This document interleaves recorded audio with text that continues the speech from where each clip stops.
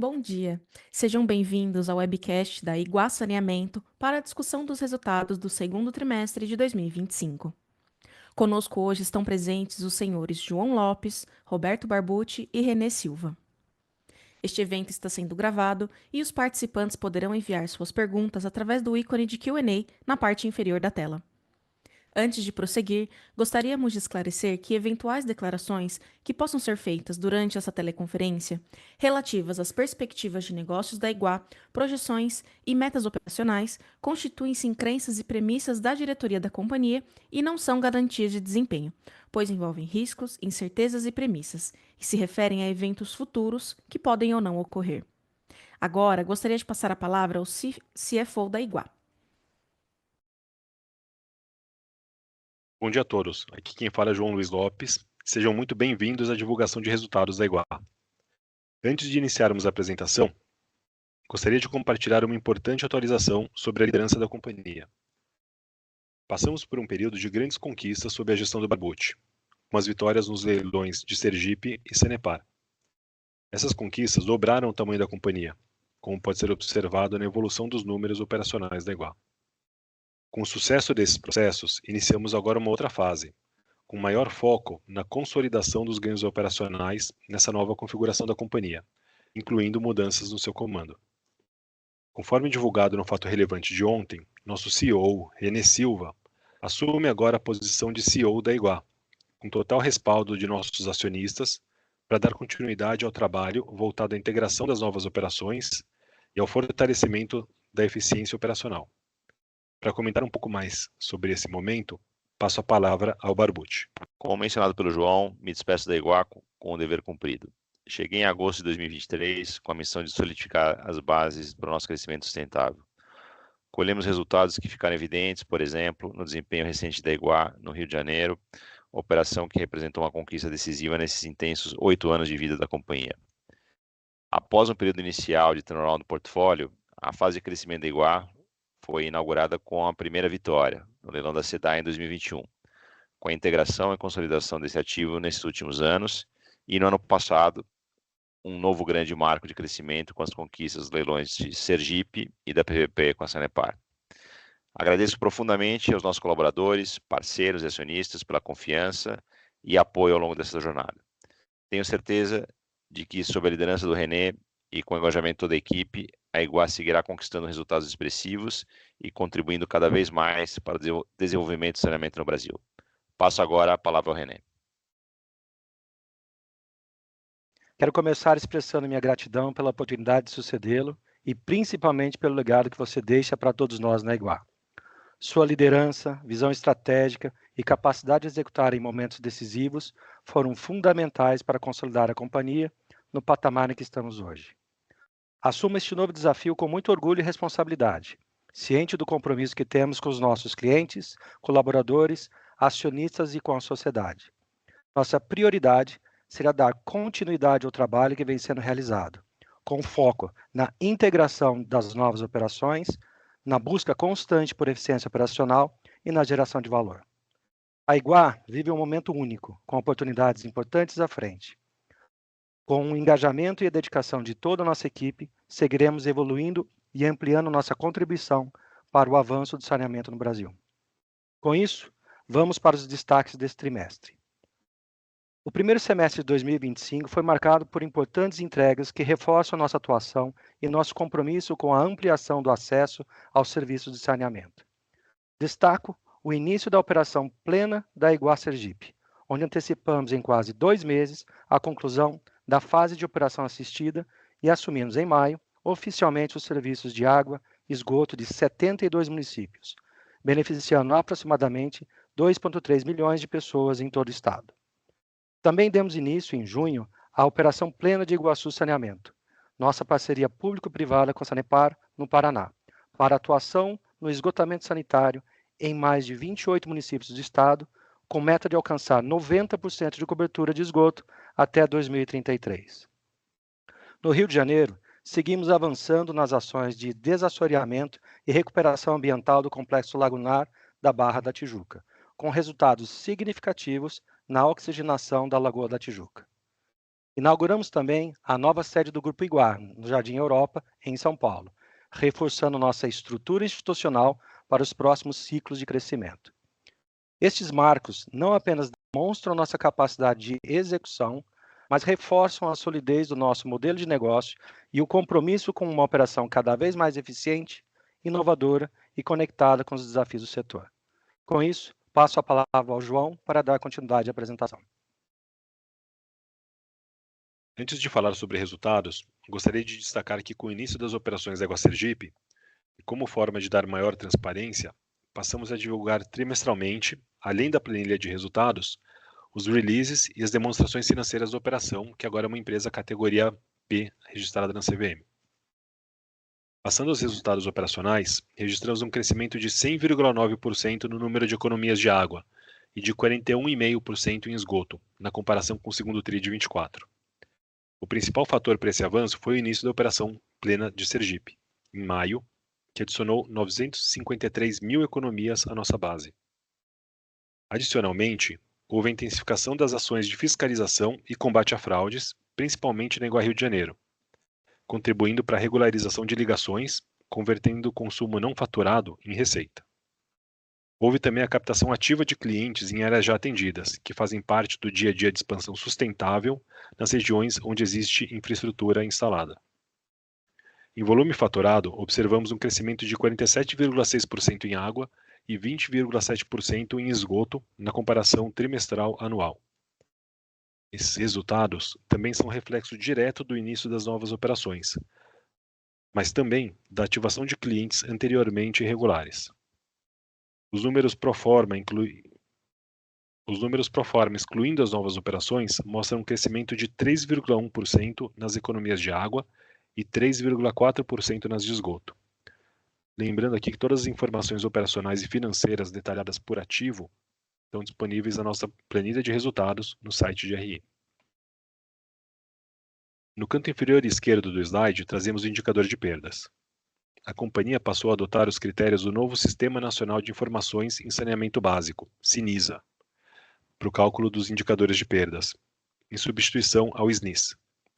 Com a alteração, o Índice de Água Não Faturada, ANF, que era divulgado até então, será substituído pela divulgação do Índice de Perdas no Faturamento, IPF. No segundo trimestre de 2025, o IPF manteve a trajetória de queda que já era observada no antigo NF, com queda de 2 pontos percentuais frente ao segundo trimestre de 2024, passando de 50% para 48%.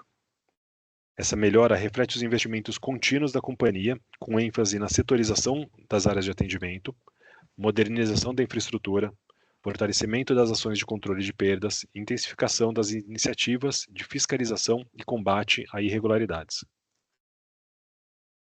Por fim, passando para a inadimplência, o índice consolidado no segundo trimestre de 25, que é medido pela relação PCLD sobre receita líquida ajustada, alcançou 3,6%, um aumento de 2,2 pontos percentuais em comparação ao segundo TRI de 24. Conforme já explicamos nos trimestres anteriores, essa elevação está relacionada principalmente à intensificação das ações de fiscalização e de autuação de irregularidades na operação do Rio de Janeiro.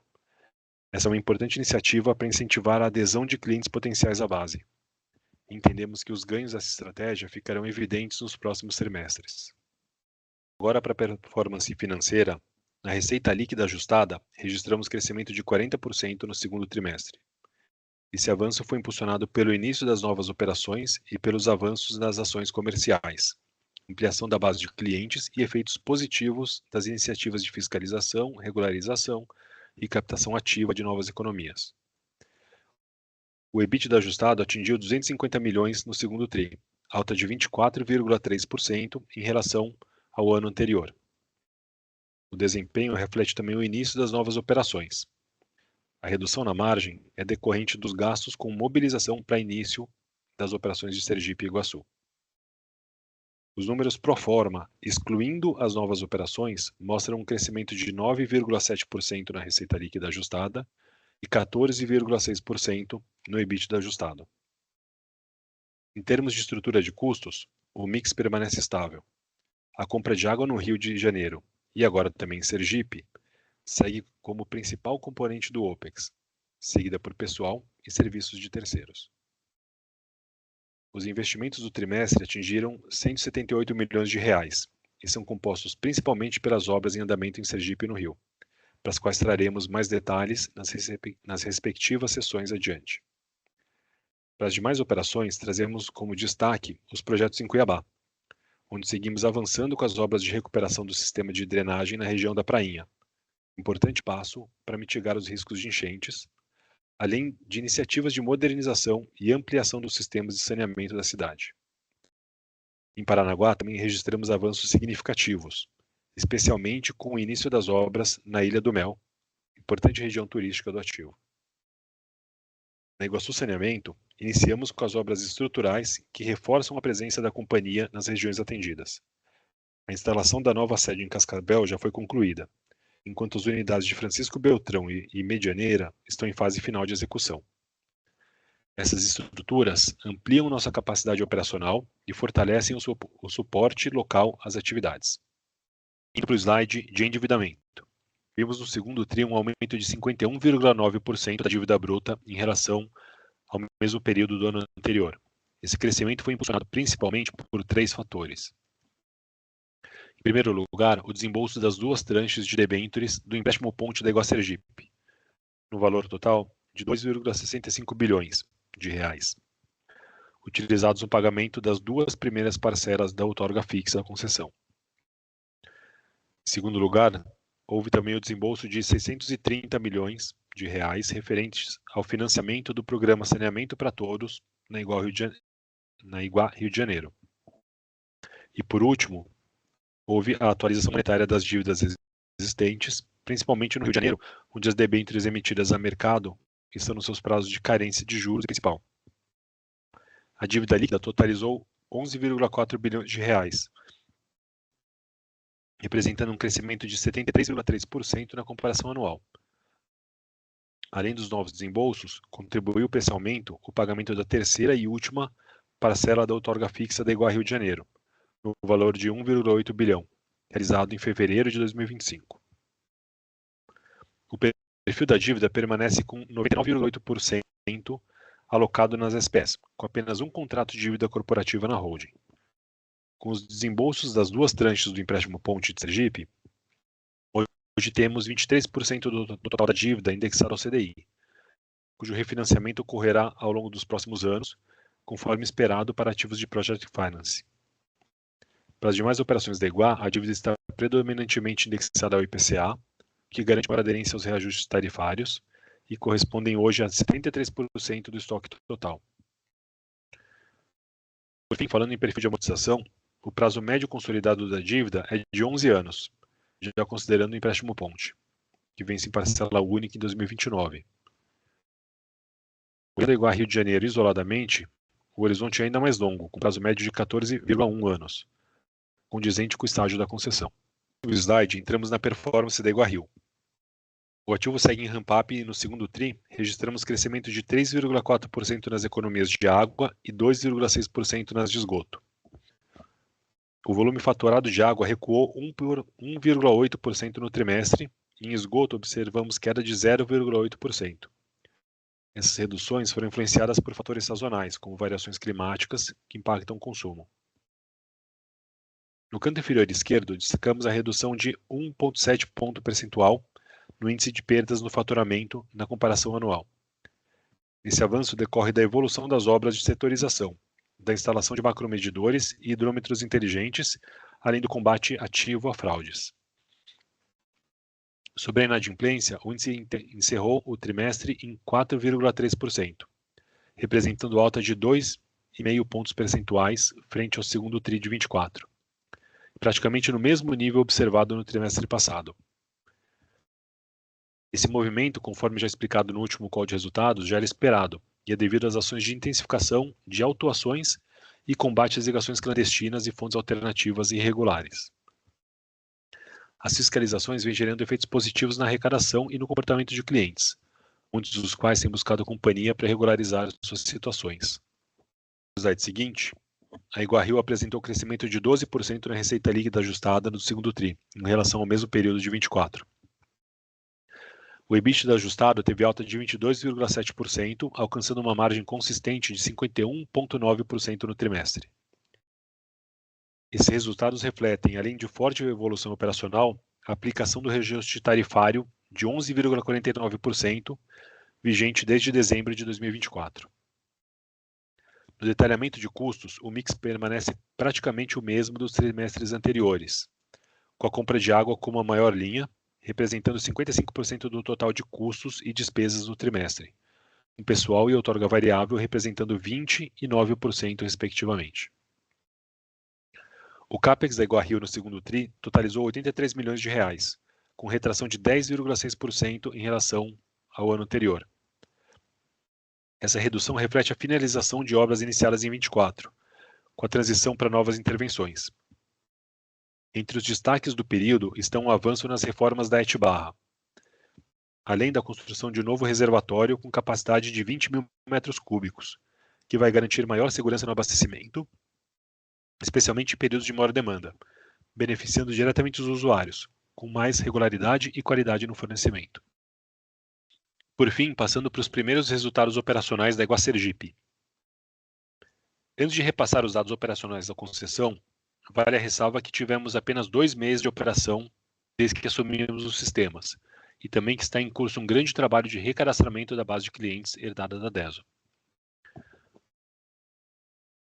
Dito isso, o nosso trimestre inicial na operação efetiva do ativo encerrou com 724 mil economias de água e 229 mil economias de esgoto, com volumes faturados de 18 milhões de metros cúbicos em água e 6 milhões de metros cúbicos em esgoto.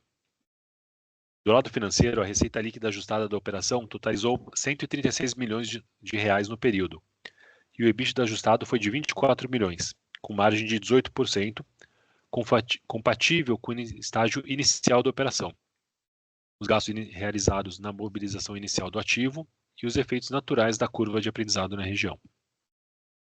No detalhamento de custos, a principal despesa da unidade, assim como no Rio, é a compra de água, que representou 54% do total de custos e despesas no trimestre. Em seguida, destacam-se os custos com pessoal, serviços de terceiros, PCLD, outorga, taxa de fiscalização e demais itens operacionais. Falando sobre investimentos, o CAPEX da Eguá Sergipe somou 27 milhões de reais no segundo TRI, impulsionado pelas obras emergenciais para ampliação dos sistemas, além da reforma de 8 sedes administrativas e 12 lojas de atendimento ao público. Também implantamos 18 macromedidores de transferência, que vão reforçar o controle e monitoramento do sistema, contribuindo para a redução de perdas, maior precisão nas medições e ganho de eficiência operacional. Tudo isso com foco na oferta de um serviço mais estável e confiável para a população. Devolvo agora a palavra para o René, para suas considerações finais. Gostaria de destacar que, com as recentes conquistas e o desempenho operacional consistente, a companhia entra em um novo patamar, com foco renovado na eficiência operacional e no crescimento sustentável. Essa evolução das operações abre espaço para ganhos contínuos de performance e para a criação de valor, marcando o início de um novo ciclo de desenvolvimento para a Eguá. No campo financeiro, reafirmamos nossa capacidade de ampliar resultados, mesmo diante de desafios atuais. Com a receita líquida ajustada, o EBITDA e os investimentos em crescimento, destacamos especialmente a consolidação das novas operações em Sergipe e na PPP Iguaçu. Estas conquistas reforçam nosso compromisso com a sustentabilidade e a expansão responsável, preparando a companhia para continuar entregando resultados sólidos e duradouros. Com isso, passo agora para a sessão de perguntas e respostas, onde teremos o prazer de esclarecer eventuais dúvidas. Iniciaremos agora a sessão de perguntas e respostas. Caso queira fazer alguma pergunta, por favor, clique no ícone de Q&A que aparece na parte inferior de sua tela e digite a sua pergunta. Por favor, aguarde enquanto coletamos as perguntas.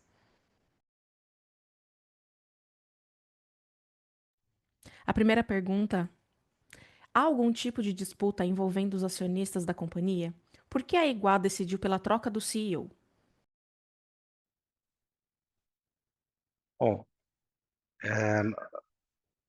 antes de tudo, gostaria de ressaltar que a companhia tem acionistas, CPP, Enco e BNDESPAR, com grande capacidade de investimento, visão de longo prazo e amplo conhecimento do setor de infraestrutura. A qualidade dos nossos acionistas... Aqui. Estão conseguindo nos ouvir? Áudio está ok, Renê, pode prosseguir. Então, acho que retomando aqui a pergunta, o pessoal acho que conseguimos ouvir agora. Pode retomar ali, por favor. Então, bom, a pergunta então é a respeito da posição dos nossos acionistas, né, e por que a decisão na troca do CEO, né? Estava comentando que os acionistas CPP, Enco, Bendespar têm uma grande capacidade de investimento, uma visão de longo prazo e um amplo conhecimento no setor de infraestrutura, né? Essa qualidade dos acionistas é o grande diferencial estratégico para a Iguá. Eles estão plenamente alinhados e comprometidos com a estratégia de crescimento sustentável, com a eficiência operacional e a geração de valor no longo prazo. Esse compromisso tem se refletido em decisões bem concretas, com aportes robustos para ampliação das operações em estados estratégicos como Rio de Janeiro, Sergipe e Paraná, né? Um exemplo é que, em novembro de 2024, os acionistas aportaram 1,7 bilhão no capital social da empresa. A mudança de CEO ela foi feita dentro de um planejamento de longo prazo, né? Está muito em linha com a nova fase da companhia, com foco em crescer de forma estratégica, com disciplina financeira e a capacidade de entregar esses resultados de forma consistente. Sob a liderança do Barbucci, avançamos em um ciclo intenso de expansão, que reforçou o posicionamento da empresa entre os principais players do setor. Aceitei o convite para ocupar o cargo e coloquei à disposição da companhia toda essa minha experiência, porque acredito que estamos juntos, consolidando uma empresa que gera impactos positivos na vida de milhões de brasileiros todos os dias. Recebemos mais uma pergunta. Como a Iguá pretende avançar em sua eficiência operacional? Acho que o João deixa eu pegar essa daqui também. Acho que a gente está num momento chave, né, no qual a eficiência operacional é um dos principais catalisadores para a gente capturar esse valor e sustentar nosso crescimento. Temos em andamento um projeto estruturante que revisa e amadurece processos em toda a companhia, alinhado com o nosso estágio atual e a estratégia de longo prazo. Também temos como norteador das nossas decisões a alocação correta do capital, sempre com essa visão dos nossos acionistas. É dessa forma que avaliamos os ganhos esperados em cada projeto, estabelecemos parcerias sólidas e responsáveis com os nossos fornecedores, priorizamos investimentos que maximizem retorno e impacto no nosso impacto positivo. Minha experiência e estrutura de CAPEX adequada que possuímos, nosso foco é investir com responsabilidade, assegurando que cada recurso seja direcionado a iniciativas que gerem eficiência, qualidade operacional e benefícios sustentáveis para os clientes, colaboradores e acionistas. É uma disciplina que nos posiciona para extrair o máximo de valor dos nossos ativos e fortalecer a competitividade do setor. Poderia falar sobre o que pensam sobre a estrutura de capital? Imaginam novas captações de dívida ou capital próprio? Bom, aqui é o João Lopes, vou responder essa pergunta. Sobre estrutura de capital, a gente sim deve ter novas captações de dívida para o projeto de Sergipe especificamente. Então hoje, lembrando aqui, a Iguá praticamente não tem dívida corporativa, tem dívida só no nível dos projetos. Os projetos, em sua maioria, já estão fully funded, estão com toda a estrutura de capital já montada no longo prazo. Isso inclui Rio de Janeiro, onde a gente já fez todas as captações necessárias via mercado de capitais e saneamento para todos. E o único projeto que ainda está numa fase anterior é o projeto de Sergipe, que a gente começou a operar recentemente, agora em maio, e onde a gente fez uma captação de um empréstimo ponte de 4 anos e meio, então é um prazo bastante longo e possibilita que a gente faça o take-out, faça os financiamentos de longo prazo nos momentos adequados de mercado.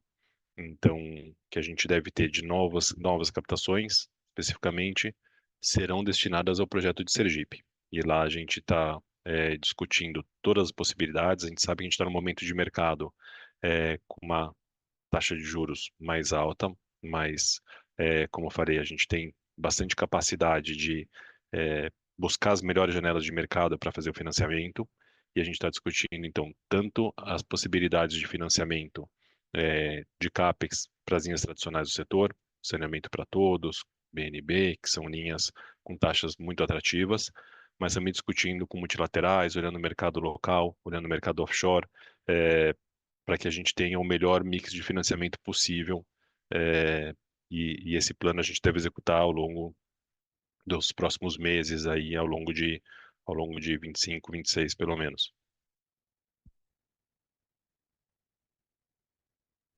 Lembrando que para fazer perguntas, basta enviar através do ícone de Q&A na parte inferior da tela.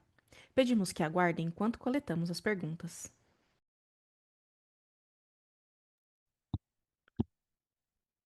Bom, João, aqui ainda a gente tem duas perguntas aqui sobre inadimplência e combate a perdas. Então eu vou falar um pouco mais sobre o que a gente está fazendo, sobre como a gente está endereçando o assunto. Obviamente, quando a gente fala de nível de perdas, a gente tem tanto a perda comercial quanto a perda física. Nosso foco, principalmente no Rio, e aqui, obviamente, a gente, né, acho que Rio acaba sendo muito relevante para essa discussão. Nosso foco, principalmente no Rio de Janeiro, ainda tem capturar todos os ganhos na perda física, então ainda tem muito a ser feito para é, troca de troca de tubulação, para setorização e gerenciamento do sistema como um todo. Isso vai levar a uma redução expressiva do nível de perdas. Nas perdas de faturamento, a gente tem uma série de ações comerciais em andamento. A gente tem migração de clientes para a tarifa social, que é um estímulo grande para o cliente se junte à base. A gente está vendo uma boa receptividade dos clientes nas áreas de expansão, para que continuem adimplentes e continuem na base de clientes depois, porque a gente sabe que eles valorizam o serviço, valorizam água de qualidade. Tem um tema que já foi explorado no passado, que é que a própria fatura de água é um comprovante de endereço que é, em áreas irregulares ou em áreas que antes não tinham acesso a isso, acaba sendo um diferencial importante para os consumidores também. Isso é um movimento natural da expansão da operação da companhia. No Rio de Janeiro, especificamente, a gente tem feito um movimento mais forte de ações comerciais, de fiscalização, de multa de alguns clientes que a gente detecta algum tipo de fraude ou descumprimento, como forma de exercer um pouco mais de pressão comercial para trazer esse cliente de novo para negociação, para a gente chegar num acordo e para trazer esse cliente para a base. Então, isso explica um pouco da alta recente da inadimplência, ou explica, né, muito da alta recente de inadimplência que a gente tem visto nos números, mas a gente entende que é um ciclo e os resultados que a gente está vendo dessa iniciativa, eles têm sido muito interessantes. A gente não pode dar um prognóstico aqui, porque a gente não dá guidance sobre o nível de inadimplência, mas a gente entende que o resultado aqui vai ser bastante positivo e que a gente vai conseguir demonstrar isso ao longo dos próximos trimestres. Em Cuiabá, a gente também já tem a operação universalizada e lá, hoje, o foco realmente é na redução de perdas também. Então, também tem uma série de iniciativas, e daí principalmente operacionais, para revitalização do parque, né, de, de tubulação. É, e a gente vai ver uma queda expressiva também no nível de perdas. E Sergipe, acho que é um pouco prematuro ainda para falar, a gente ainda está fazendo todo o diagnóstico da rede, mas eu entendo que o playbook vai ser muito parecido com o do Rio. Né? Então, acho que o nível de perdas vai cair naturalmente pela expansão operacional da companhia, é, e a inadimplência a gente vai tratar com ações comerciais, mas que trazem uma carteira de clientes mais saudável após essa fase. Lembrando que para fazer perguntas, basta enviar por texto através do ícone Q&A na parte inferior de sua tela. Recebemos mais uma pergunta. Pessoal, bom dia e parabéns pelos resultados. Como estão enxergando a contribuição da consolidação dos números e avanços operacionais na estrutura de Sergipe na trajetória de desalavancagem da companhia?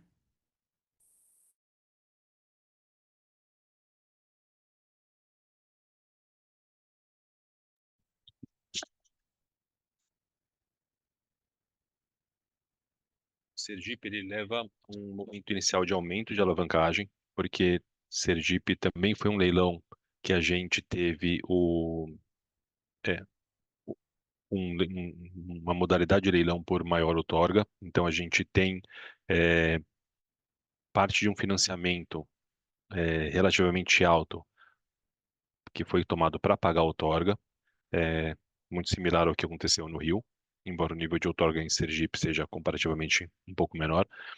Então, é um projeto que leva a um aumento inicial da alavancagem na companhia, é, mas que depois, com o desenvolvimento operacional, essa alavancagem ela vai caindo relativamente rápido, tá? Então, de forma objetiva, o projeto Sergipe vai levar e já levou, na verdade, a um aumento da alavancagem na companhia é, nos anos iniciais e conforme a gente vai evoluindo com o CAPEX, esse número ele vai caindo rapidamente também. A gente também não passa a previsão, o guidance, mas acho que esse movimento ele é bastante natural. Só lembrando aqui que tanto Rio de Janeiro quanto Sergipe, são os dois grandes projetos que a gente tem, Rio de Janeiro já concluído, foi modelado com o Project Finance. Então a gente tem um projeto independente, com financiamento por si só, sem necessidade de qualquer tipo de apoio da holding. É, então a gente acaba não olhando tanto a alavancagem, aqui é mais importante o índice de cobertura da dívida, ou seja, se a geração de caixa suporta pagamento de dívida com alguma folga. E, e no Rio de Janeiro, sim, a gente tem financiamentos bastante longos, né? A gente tem um prazo médio de financiamento de 14 anos, mais ou menos, então a gente tem, embora uma alavancagem alta, um índice de cobertura bastante confortável. Em Sergipe, a gente ainda não tem estrutura de capital montada, a gente ainda não tem os financiamentos de longo prazo, mas vai seguir a mesma lógica, tá? Então, embora a alavancagem seja um número que todo mundo olha, quando a gente olha a alavancagem da Iguá sem Rio de Janeiro, sem Sergipe, que são dois Project Finance, a gente está na casa de 3,5. Então, é uma alavancagem que a gente considera bastante saudável. E Rio e Sergipe, a gente acaba olhando mais para índice de cobertura. Mais uma vez, para fazer perguntas, favor enviar por texto através do ícone de Q&A na parte inferior de sua tela. Pedimos que aguardem novamente enquanto coletamos as perguntas.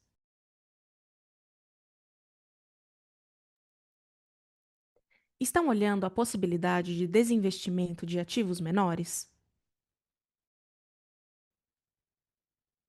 Bom, acho que como a gente já falou em algumas situações, a gente vem aqui na Iguá com um foco estratégico muito forte nas maiores operações. A gente entende que deixar a administração mediamente focado nos principais ativos é o que vai mais agregar valor para a companhia de uma forma geral. Então, a gente vem focando muito esforços em Rio, em Sergipe, em Cuiabá, que são ativos muito relevantes, que ainda têm um nível de geração de valor muito expressivo. E nesse movimento, a gente já fez uma venda, então, de vender alguns ativos menores, é, justamente para que a gente tenha a capacidade de focar onde a gente tem a maior geração de valor. A gente concluiu a venda de 9 ativos, que eram os menores do portfólio. A gente tem mais 2 ativos que já foi anunciado, estão em processo de venda e estão no período de condições precedentes. Então, esse é um movimento natural. A gente continua com um portfólio com alguns ativos que talvez não sejam tão estratégicos quanto os maiores, mas que a gente não vê uma pressão de venda. Então a gente vai continuar, acho que num processo natural, discutindo oportunidades, mas não tem nenhuma pressão, um direcionamento claro para que a gente é, faça a venda de ativos adicionalmente. Acho que vai ser um processo dentro do que fizer sentido para a companhia e dentro das possibilidades de mercado.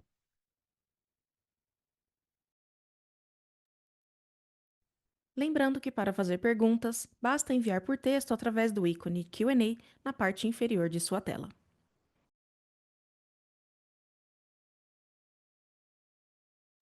Recebemos mais uma pergunta.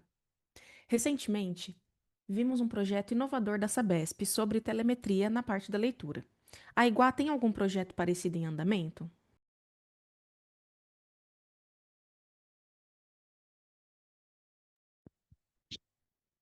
A gente há alguns anos já usa bastante a tecnologia de uma forma, acho que muito inovadora, para reduzir custos e gerar eficiência operacional.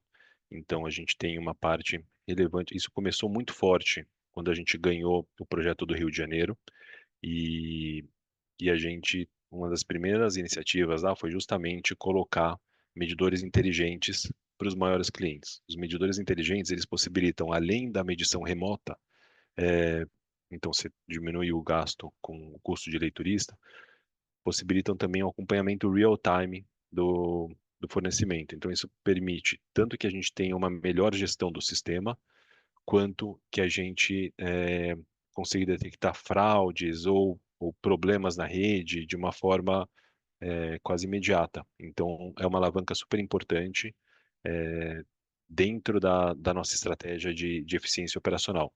É um projeto que aqui na Iguá já vem desde 2021. A sessão de perguntas e respostas está encerrada. A Iguá agradece a participação de todos e tenha um bom dia.